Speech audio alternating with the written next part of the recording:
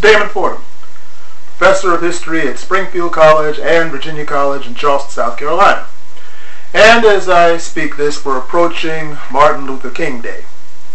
Now, the problem with Martin Luther King Day is this, is that so many people, especially now, know so little about Dr. King and who he was about, other than, of course, the I Have a Dream speech or some vague idea that he marched for civil rights. Well, those things are true, but there are a couple of things more to that. Number one, a part of the dream speech that most people see only consists of the last 10 or so minutes of it.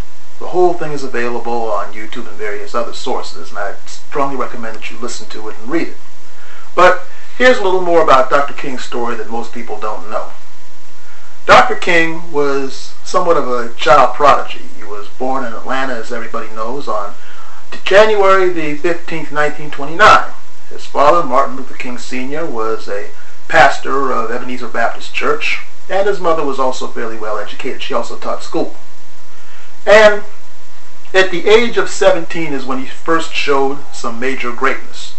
He wrote a letter to the Atlanta Constitution newspaper. Let me see, I believe it was August the 6th, 1946, and part of it goes as follows.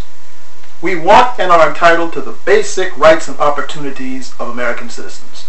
The right to earn a living at work for which we are fitted by training and ability, equal opportunities in education, health, recreation, and similar public services, the right to vote, equality before the law, some of the same courtesy and manners that we ourselves bring to all human relations. What's interesting about that is if you ever read Nelson Mandela's testimony before the court in 1964 before he was sent to jail, they touched on very similar themes. There's the whole idea of basic rights. So imagine this now. He's 17 when he wrote that. Can you imagine this being written by many of the 17-year-olds of today? Something to consider. Some other things that a lot of people don't know about Dr. King is that when he was trying to do the bus boycott in Montgomery, Alabama in 1955, there's a good biography of Dr. King called Let the Trumpet Sound by Stephen Oates.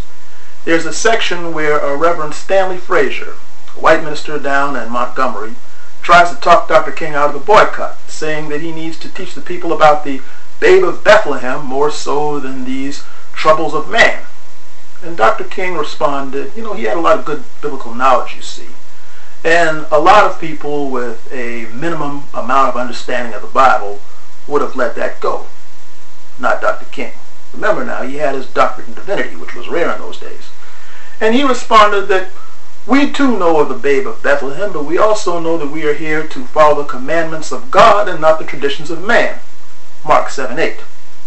So much for Reverend Frazier, as you see. Some other things that people don't know is that Dr. King, after we had the end of the separate water fountains in the back of the bus and so forth, he shifted his attention to the war in Vietnam, which was extremely controversial because at that time most Americans were taught not to question their government. Secondly, President Lyndon Johnson, who was president during the Vietnam War, was a big benefactor and supporter of civil rights. Many people told Dr. King, you don't need to do that because this man's on our side. You don't want to make him mad with you. And on the Mike Douglas show on November the 2nd, 1962, Mike Douglas, the talk show host, asked Dr. King, aren't you afraid of hurting your relationship with President Johnson if you decide to speak out against the war in Vietnam? And he spoke against it because he felt that it was draining the country's resources that could have better been spent by fighting poverty. And he said that he was more concerned with being aligned with his principles and his conscience than he was over another individual. Now, how often do you hear this kind of thing these days? He was also, you have to consider too, he was also risking a lot of people refusing to donate money to the civil rights movement as a result of his stand. And he said, well, that just goes to show that they were never really for us in the first place, and they would use something like this as an excuse to give them an easy way of saying that they were not for it. The man had quite a mind. And perhaps one of the most important things about Dr. King that people don't know of today is that in the last several months of his life, he decided to take on his biggest project ever. And that was what was known as the Poor People's Campaign. He was reaching out to poor whites in the Appalachian Mountains, American Indians, Mexican Americans, as well as African Americans in the ghettos, to have this multi-ethnic coalition of poor people that would conduct marches and civil disobedience so that the government would basically do what it could to end poverty by giving every American a decent job of living wage as well as decent housing.